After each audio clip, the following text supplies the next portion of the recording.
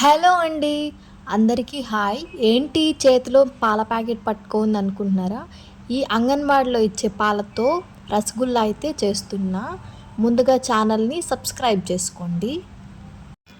దీన్ని ఎలా ప్రిపేర్ చేయాలో ఇప్పుడు చూద్దాం.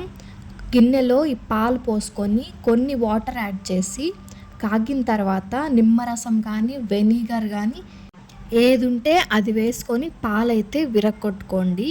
దీన్ని ఒక మంచి క్లాత్లో వడబోసుకొని మెత్తటి పేస్ట్ లాగా అయితే చేత్తో ఒత్తుకోవాలి.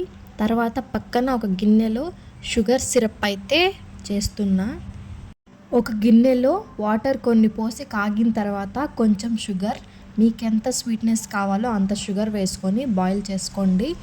తర్వాత మనం విరగొట్టుకున్న మిశ్రమాన్ని బాల్స్ లాగా చేసి అందులో వేసి ఒక 10 మినిట్స్ పాటు ఉడికించుకోండి.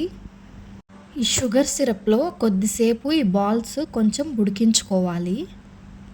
వంట రాని వాళ్ళు కూడా ఈజీగా అయితే చేసుకోవచ్చు. నేనైతే ఒక ఇలాచీ వేశాను.